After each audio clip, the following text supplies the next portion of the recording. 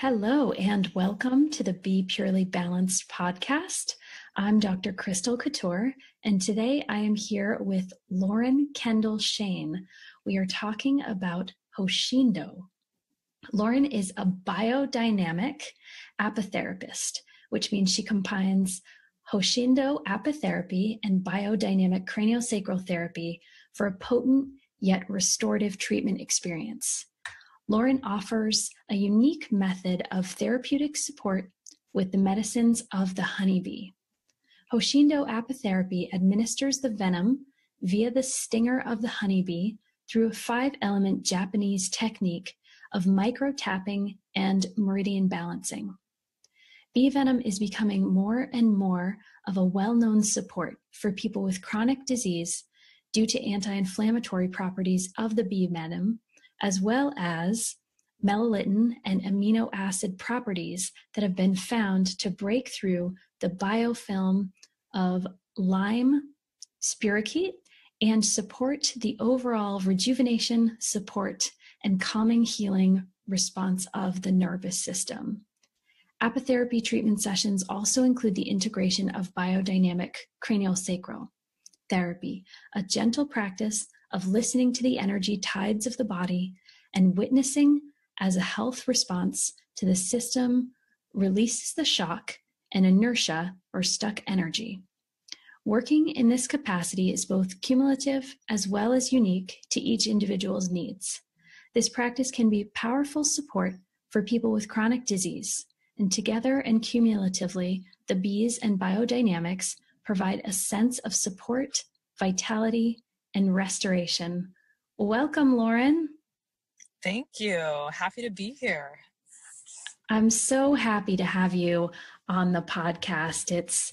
You were one of the first people that I wanted to interview because what you do is so unique and so special and something that is just impactful to the overall vibration, not only of your clients, but also to that of the planet. So before we get started, let's just kind of talk to people a little bit about what is Hoshindo. Sure, absolutely. So Hoshindo is a practice that comes from Japan, and it's a practice that when you break down the word Hoshindo, it translates directly to the way of the vibrating stinger of the honeybee. And what we're doing when we work with the honeybee is we're working with the stinger. We're removing the stinger from the honeybee. When removed, the stinger has a venom sac and has its own set of nerve ganglion, and it activates when it exits the body of the honeybee. And this is specifically the honeybee. And when that happens, the pulsation of the nerves that get stimulated pump the venom out through the stinger. The stinger is made up of 3 parts. And when that stinger is activated, I then will tap along meridian lines of my client's body, thus activating an immune response. Simultaneously, we're working the meridian systems and calling energy to certain places and dispersing energy from certain places. Wow. This is really something. So is it like acupuncture with a bee stinger?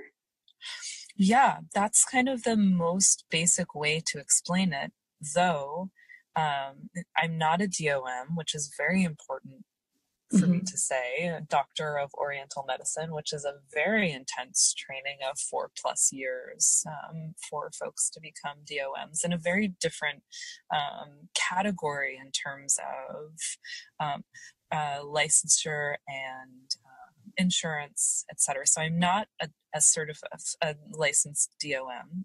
However, a lot of the ways that we work with the meridian system stems from the same teachings that DOMs would learn in acupuncture school. And so we're working with the 5-element model. The 5-element model essentially dates back 5,000+ years that we know of. And it's the idea that when we look externally in the environment, we can witness relationships between elements. And of course, in this model, there's 5 main elements that we're working with. And as we look externally and we witness those elements functioning together, for example, water extinguishes fire, right? There's all these relationships we have with these elements. We also experience those same things internally. We have the same rhythms internally with our elements as we're witnessing externally. And so this practice was, my guess is shown to humans or gifted to humans a very, very long time ago. And it's the longest, most widespread, lasting practice of working with the body, and it's an energy practice. And when you add the bees in, you're adding in the bee energy, which is an incredibly potent force. I always describe bee energy as like if you're playing video games, which I played a lot of Mario growing up. If you're from my generation of the 80s and 90s, you might remember that. But I always think of it as flower power, where you go from the tiniest to the dun, dun, dun, dun. That's the bee energy. It is a very high vibrational medicine. Honeybees don't experience or navigate by the red spectrum on the electromagnetic spectrum. They navigate by UV light. They literally function and navigate at a higher frequency than we do. That's cool.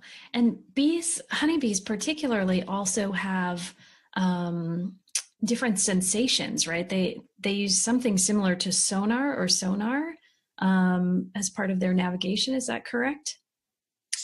Well, they have different ways of navigating. Their most desirable way to navigate is by the UV light. So they're sun beings. It's a fire medicine. They're beings of the sun. And then secondly, they'll navigate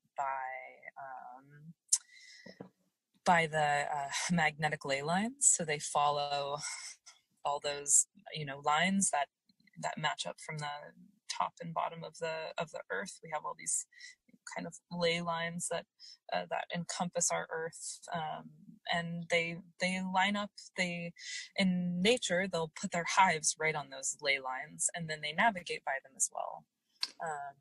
And then bees also have a system of sharing with each other where to go, and so they'll navigate by that sharing, which is the waggle dance.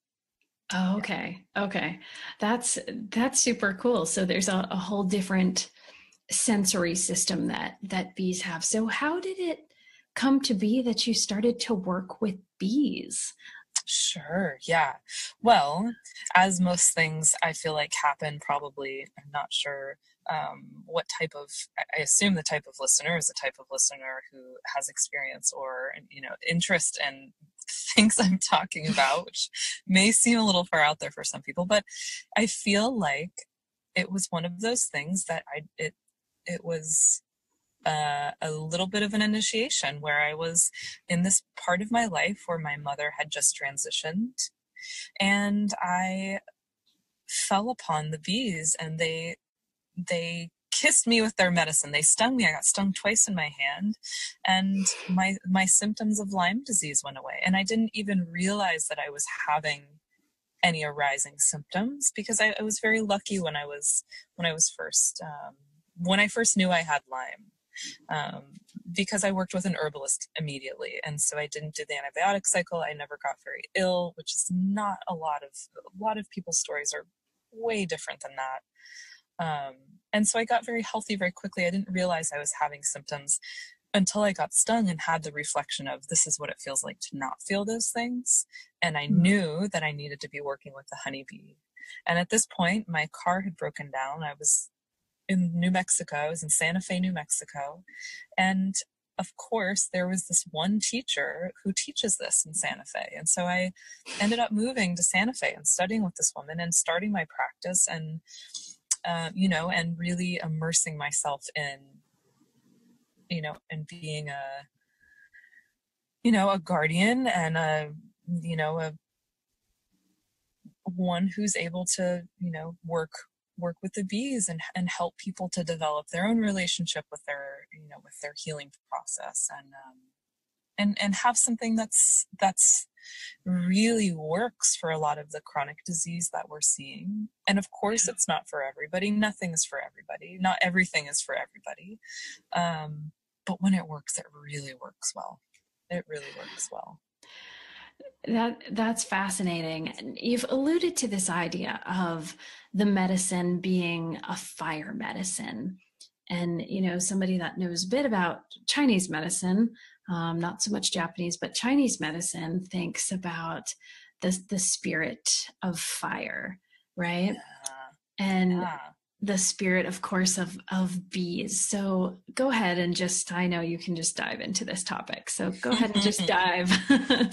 Well, it's an interesting, I know we had a little conversation before we started the podcast, but my very first medicine wheel that I was introduced to was a medicine wheel of West Africa, of a country of Burkina Faso, of the Dagra people, where the fire element in that medicine wheel is where the ancestral realm is. And so when I think of fire, my brain actually tends to go to that wheel before it goes to the Chinese, to the Asian medicine wheel, right? Mm-hmm. But so fire medicine, fire is a portal. It's a transport between realms. It's transmutation. It's transformation.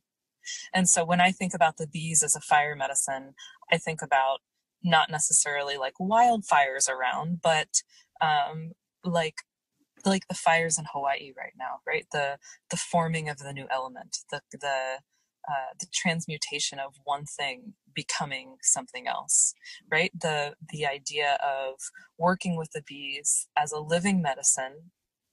And when we take the stinger of the honeybee, the individual bee loses its life, right? The individual bee is a cell of the whole hive, which is the one living unit with the one soul. And when that happens, we're looking at the transition between life and death. That is really the point of intention is that place. And we're constantly in transition all the time. We have many different waves of transition happening all at once in our system. So being able to work with such a potent fire medicine that can transport us and hold the portal between places, between transitions, between dimensions. You can go as far and wide as that one as you want, is a really beautiful way to be activating or calling in a consciousness around your health and healing process, which also is constantly in fluctuation for anybody, no matter what type of human you are. We're all dealing with and working with our health in some capacity. Yeah. Whew, wow. This is great. So this idea, of course, I assume that people listening are thinking, oh my gosh, so honeybees, right? They're in a bit of a risk category right now. Yeah. So your practice essentially, is there some controversy that you have to deal with because you are taking the life of a bee in order to work with clients? What is that kind of climate like? Mm-hmm. Yeah, it's a really great question. It's really per individual.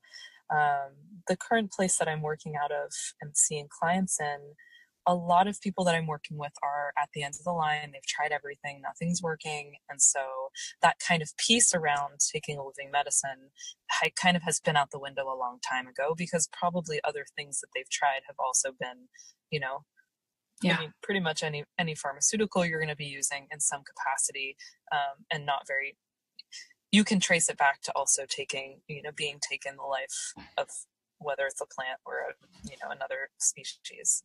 Totally. What I will say, and how I've been trained, and how I feel about it personally, because it is something also that I work with internally, because this is my practice of taking the life of another being for medicine for others. Yeah. But what I've learned and what I've come to feel really stable and solid and supported in and grounded in is that I'm a human. I'm a consumer. I consume. That's part of the human condition.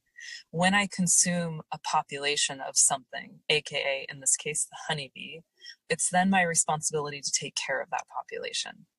So that is how I work with the honeybee. I take care of the population.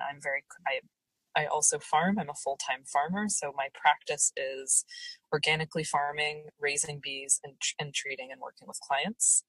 I am very conscious of course, organically farming, which affects bee populations. I keep bees. So in any given beehive, the healthy time of the summer, there's up to 80,000 bees in a hive. The queen's laying 2,000 eggs a day.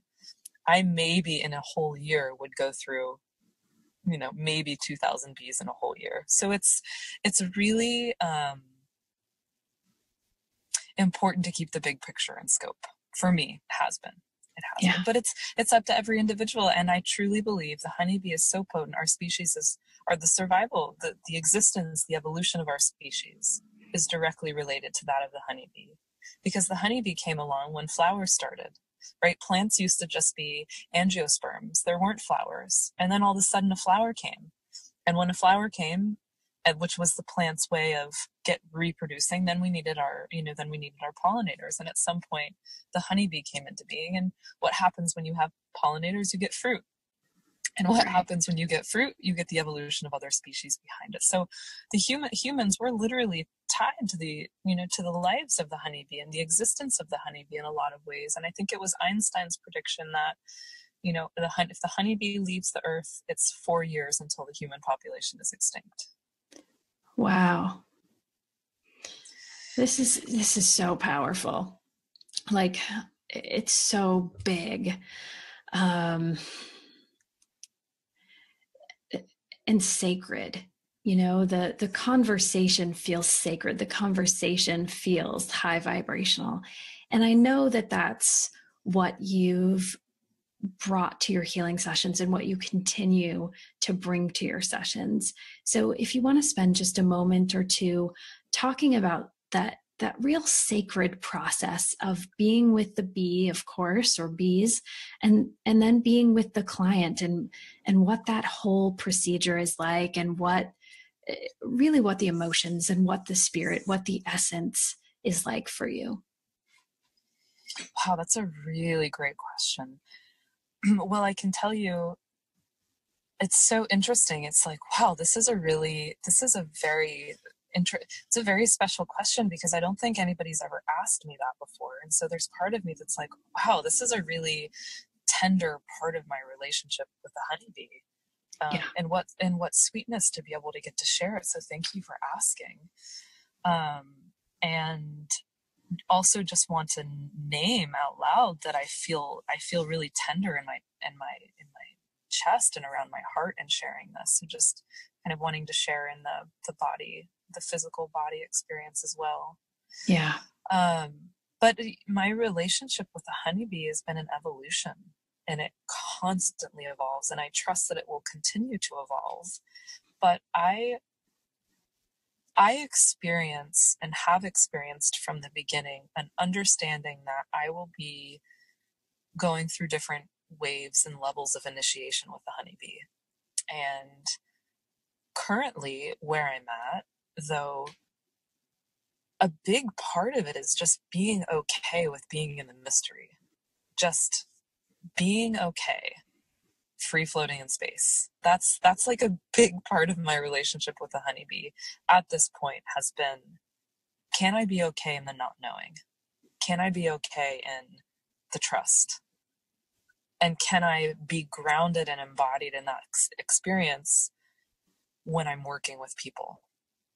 And it's been really a beautiful experience and experiment and conversation, right? That's a big part of where I'm at with the honeybee right now too, is developing conversation. Mm-hmm. So it's lots of whether I'm at my hive or not, when I feel honeybee energy around me, it's verbalizing it, acknowledging it, and having conversation with it. Mm. So I don't know if I really answered your question, but wow, that was a really great question, and thank you for asking. And I guess that's just like, that's a little view into kind of, where I'm at. And So, wow. So perhaps to give kind of the essence of of a session? Like, is the client with you at the hive? What is it like? Okay. Yeah. Sure. And then feel So, free to go into the emotion of that whole process as well. sure. So the way that I'm currently set up is that I work at an integrative clinic in Santa Rosa, California. So I am one of 6 body technicians, is what they call us, so certified practitioners, both in biodynamic craniosacral therapy and in Hoshindo therapy. And then there are 6 providers, so 6 licensed medical doctors. And they refer clients to us as practitioners, and we're focusing specifically on unraveling chronic disease. So in my current setup, I do not have hives on site at the clinic.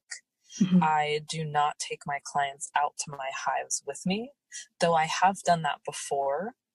But I only do that when I feel very, very comfortable and confident with somebody else's ability to be able to ground themselves and calm themselves. Because the bees can be so uplifting. They're sun beings. They're air beings. That's literally their medium for transport. And they're in pretty much a constant state of ecstasy because they're in euphoria, right? That's what we know. We can see, we can witness in the honeybee. They are literally eating nectar and pollen all day long.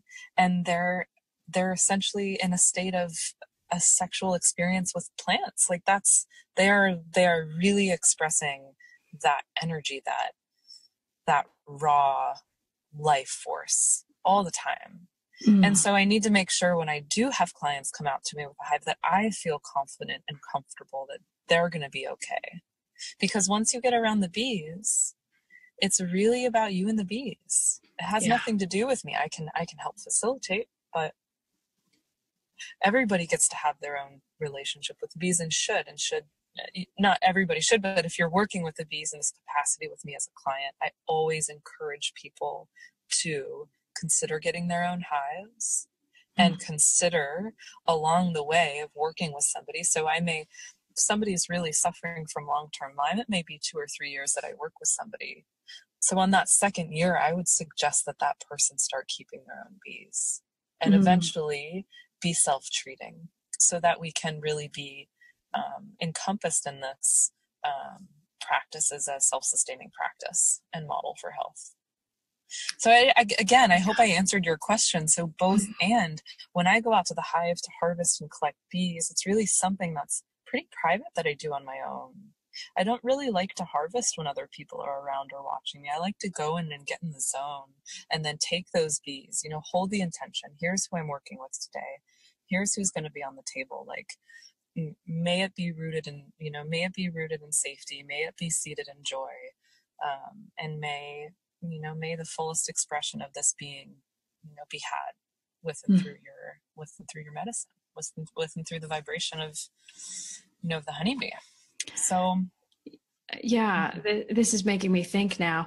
So do the bees then, when you're in this process, which does sound ceremonial and honoring in such a big way, of the honeybee, of you as a practitioner, of the client, of the universal vibration, this is, beautiful to witness that process, to be so conscious.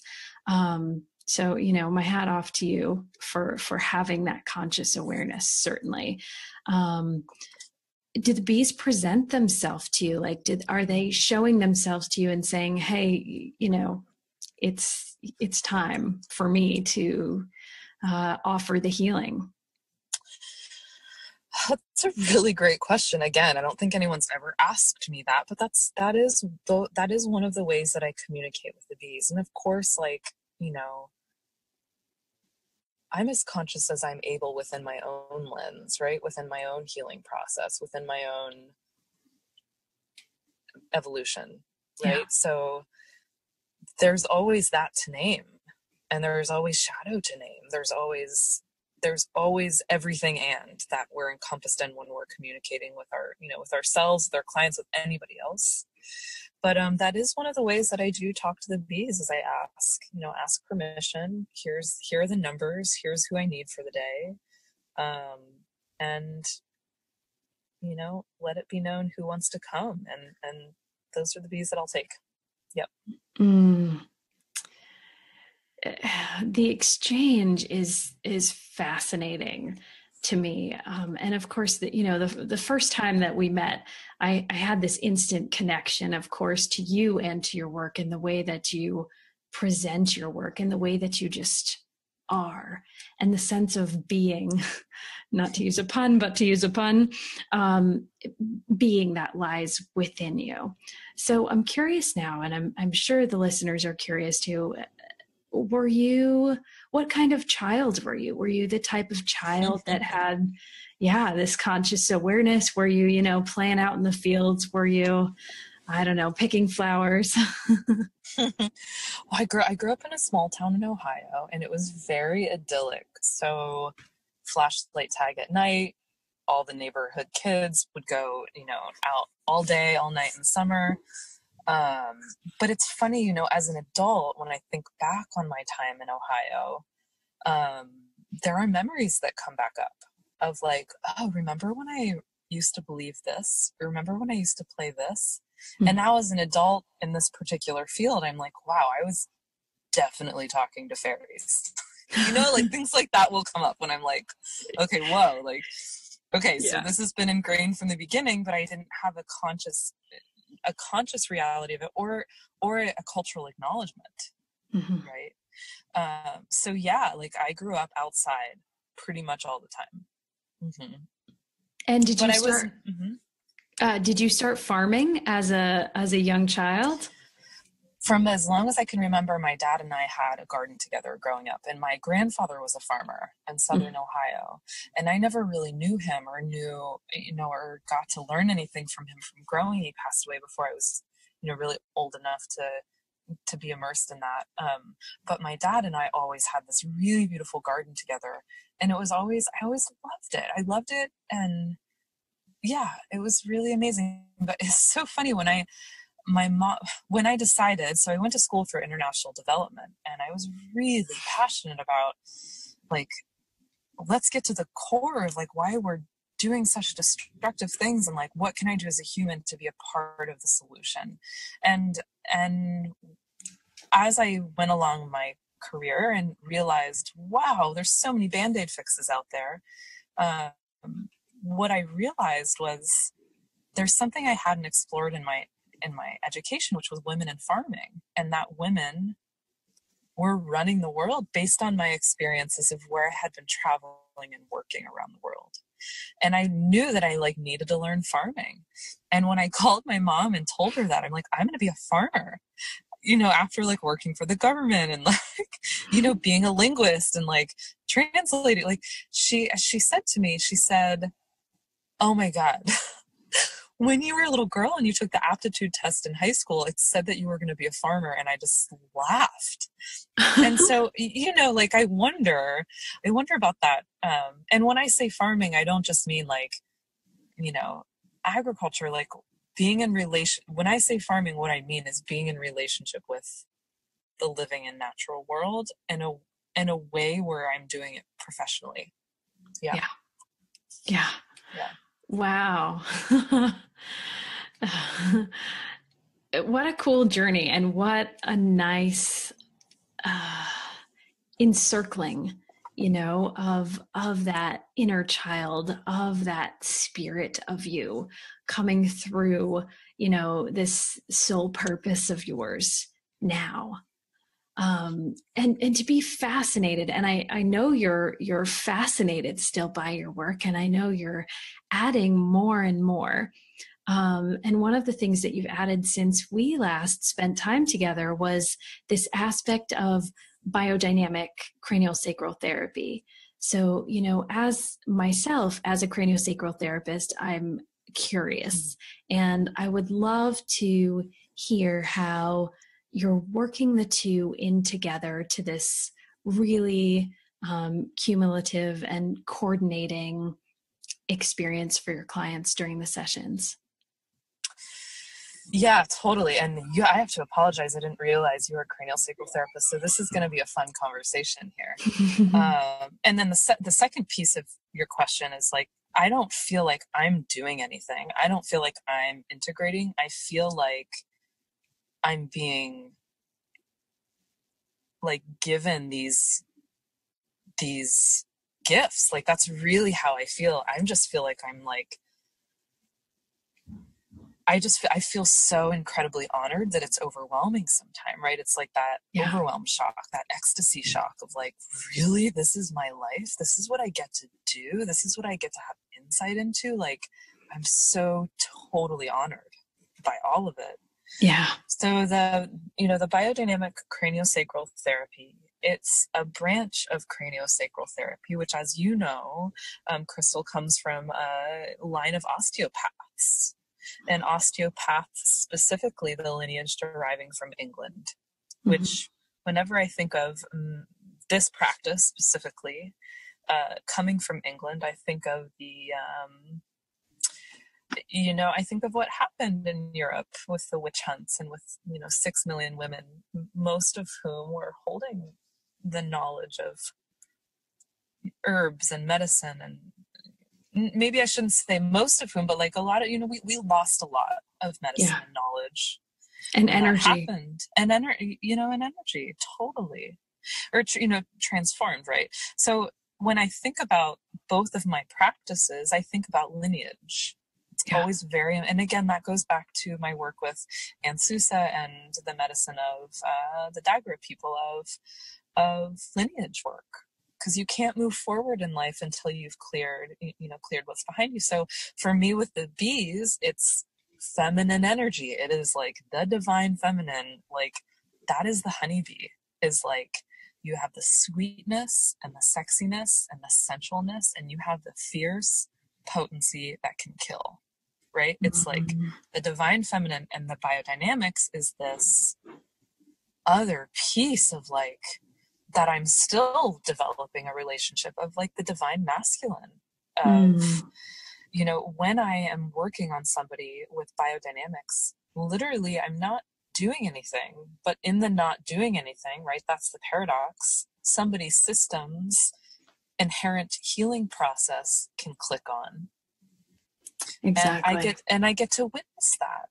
And so it's this young external, like witnessing, holding, supporting, grounding of somebody's process. So I feel so honored that I have both and from both of these lineages. So with the biodynamics and the bees combined, what I'm finding is a couple of things. Number one, I'm not needing to use as much bee venom, which I really like, because I really do think the potency of the bees is more a homeopathic potency than it is a physical potency, though the physicality and amount is really important too. So both and. So I'm finding that I'm not needing as much with clients. And I'm also finding that recovery is happening more quickly, because what's happening with the biodynamics is that the core of the stuck energy in the system is being addressed. I witness through the cranial tides in somebody's system. I notice where things are breathing and where things aren't breathing. Yeah. And where things aren't breathing, I ask what's organizing that.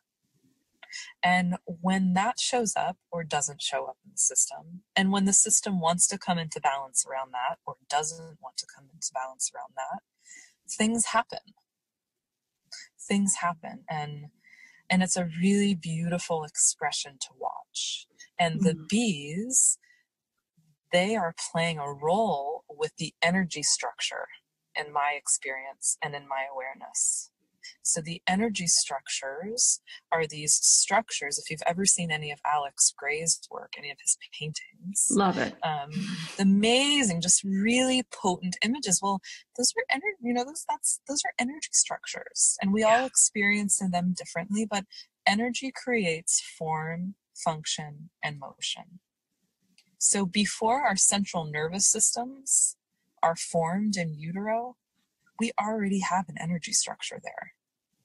And so that energy structure There are multiple energy structures.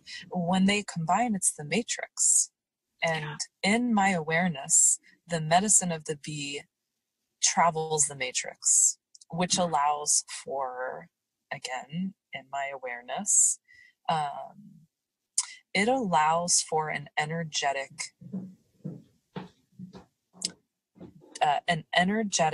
cleanse. And when the energetic cleanse happens and the system is releasing inertia or stuck energy and then reorganizing around a midline or around a natural fulcrum or around the center, all of a sudden your building blocks for manifestation change. And there's clear paths in and out, just like clear paths coming in and out of a hive. So that is like a little wordy and maybe a little out there, but that's my experience of the combination of the two. And that is currently where my edge is at right now. That's my happy place right now in the treatment room. Yeah, I can feel that. So you don't know this about me either. This is one-sided. I get to know so much about you. And it's funny. So I also work with needles with clients and craniosacral therapy. So, and Chinese medicine. So it's this, this holographic effect that's really fascinating. Yeah. And I'm in the same place. I'm fascinated by that right now. And the experience of sort of seeing the holographs within the body, within the being, and then the translation, obviously for you, with seeing that with the hive, mirroring that with the elements. It's super powerful stuff, and it's super cool, and it's just, it makes me giddy inside. I'm right there with you. Yeah, and I love that idea. It's true. It's like, part of what we're learning, and not just being taught, but feeling and sensing in my own system, is anytime there's an energy structure that you notice around the body, every single cell holds that energy structure. Yes. And that's crazy. Yes. That's like, it's just beyond, it's beyond, I think, even what my, little human brain can comprehend, but that's like multidimensional, right? That's like, absolutely. And the amazing thing about it, though, is that, sometimes with facilitation, but sometimes even on our own, we have the vibrational frequency within us for healing. And we can make transformation within the cellular structure of our body. And that is like so cool. Yes. Yeah. 100%. So, this conversation could go on forever. What is the most profound gift that you've received in working with the bees? Oh, the medicine in my own system. Yeah. Just the health that I feel, the support that I feel, the resource that I feel, and the honor that I feel. Like, I have no idea, what I signed up for when I came into this lifetime, but I am so thankful that I'm spending this lifetime with the honeybee. I'm so beyond honored. Wow. Yeah. So being that this gift essentially is the exact translation of your health, your vitality, right? What would you say to practitioners who perhaps don't have that same feeling, that they're giving all of the energy toward their clients, but perhaps they're feeling drained? I know we do have healers that listen into the podcast. And I think since you've got this great perspective, perhaps you can share some words of wisdom. I can share my experience. I'm happy to share that.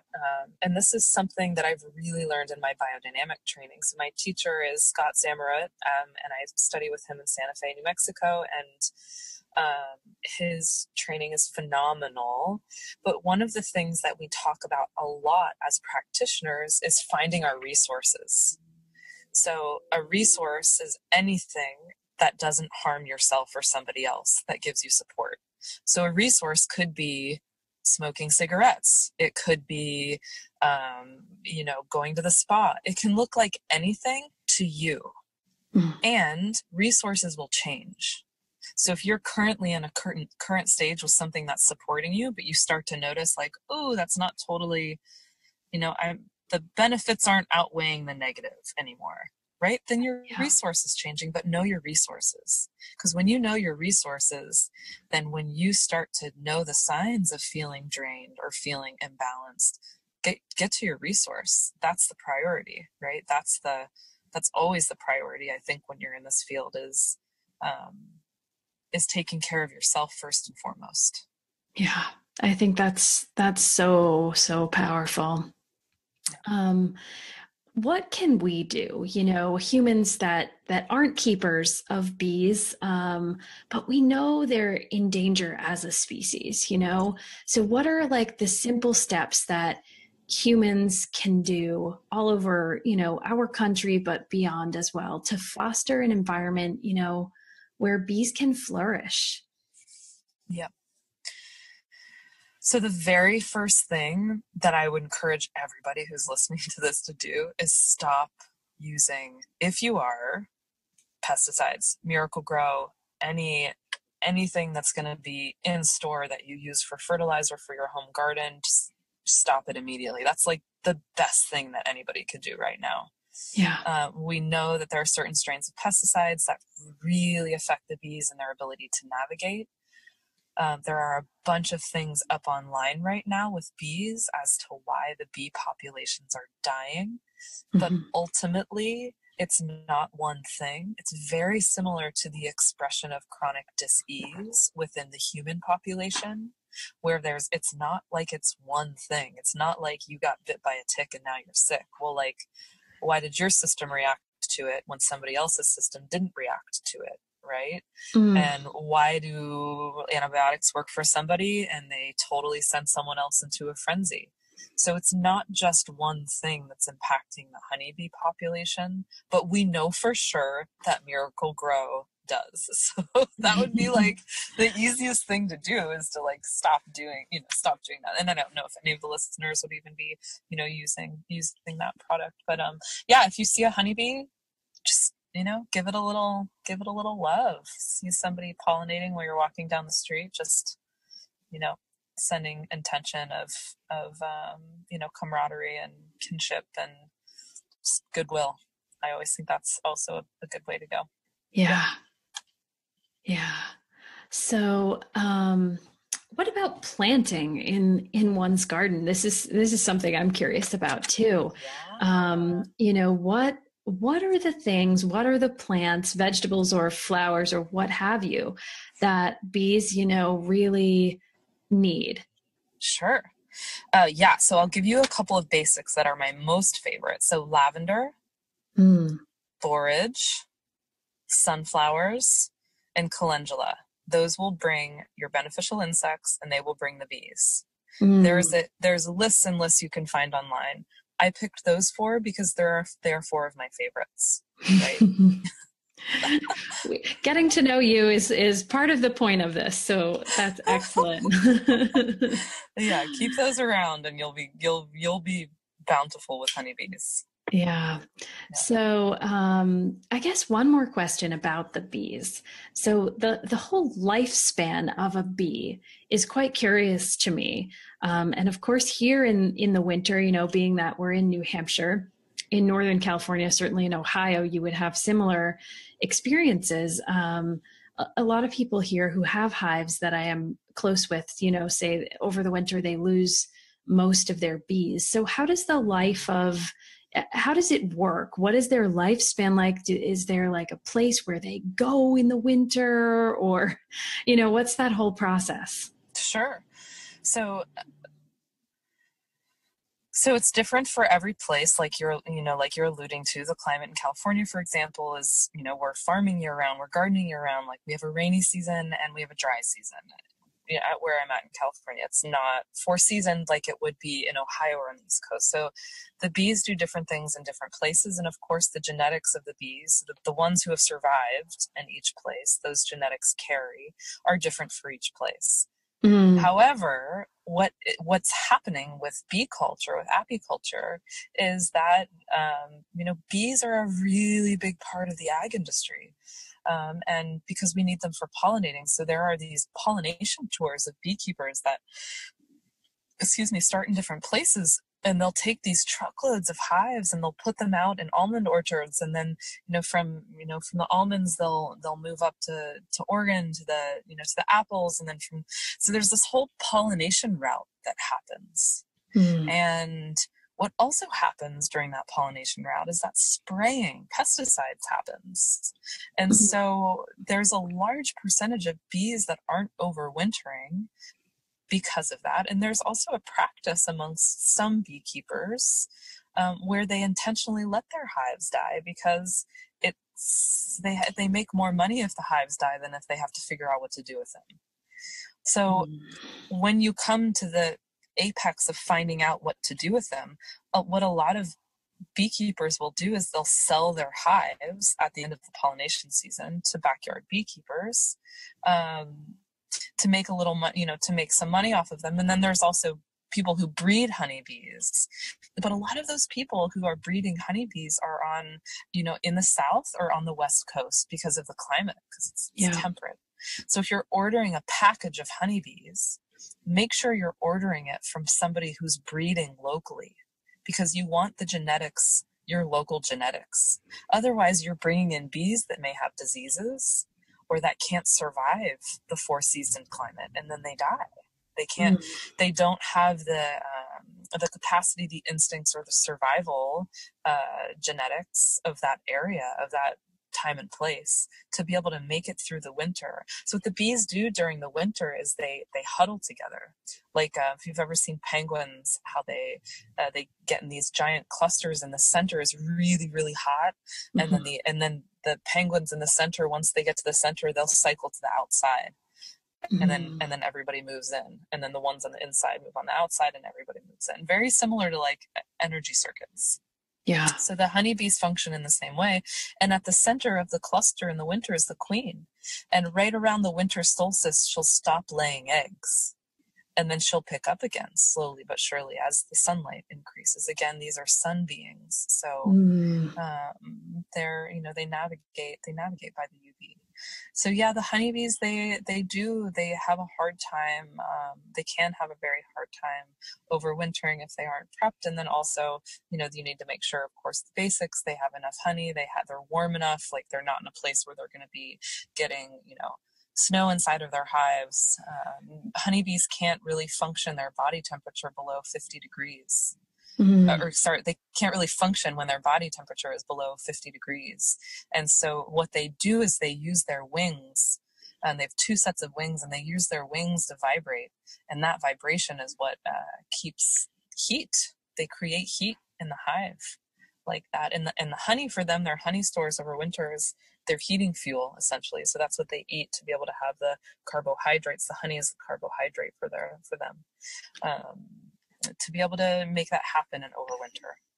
So this brings up 2 more questions. So the first one is, honeybees, at least now, at least in the evolution of Earth as we see it, are somewhat reliant upon humans, is what it seems. Is that correct? That honeybees are reliant upon humans? Yeah. Let's see. Well, the first thing that arose for me in my system when you said that was blankness. So I don't really know what that means, but just sharing that honest body talk. And then the second thing is, like, everything's reliant on everything else. So in a holistic model, everything to a greater or lesser degree is connected to everything else. Yeah. So yes, but in terms of really thinking about, I think honeybees have been around a lot longer than humans. Yeah. Evolutionarily. So I'm not, and I guess yes and no. Yes, because we're all connected somehow, and yes, because we're doing some things that are really affecting honeybees. So it'd be great if we could, shift some of our, practices culturally. And then also also no. Also, like Michael Pollan theory, like, are we controlling the bees and the plants, or are they controlling us? And we're so stuck in our ego and stuck in our human centricity that we think we rule it all, but really, like, we don't, which is more of the thought process that I feel more resonant with than, this idea that we're telling things what to do. It's a conscious co-creational relationship where we're consciously in relationship. Yeah. We're in relationship with conscious beings, and bees are conscious beings.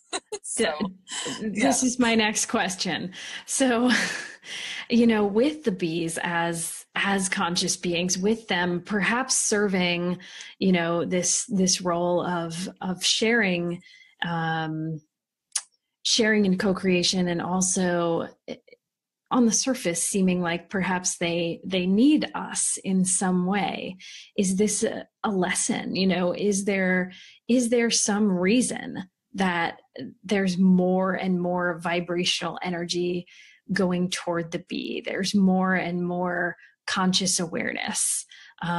Is this, part of the bee's plan? I mean, that's a great question. Let me know if you know the answer to it. I just like, but again, like, just an honest body response, there was like confusion there of like, oh God, I don't know. I feel like my role with the bee is just to like get as quiet as I can and get as clear as I can to be able to, have a relationship, and not to be able to, because yeah, it's a really great question. And again, I resonate more towards feeling like we are not the ultimate, like, high vibrational species that can rule the world that we think we are. I really don't feel that way at all. I think that is that which is being reflected very clear in our current political climate, is part of our evolution as a species. Totally. And that's, that's kind of where we're at, is that stage of destruction.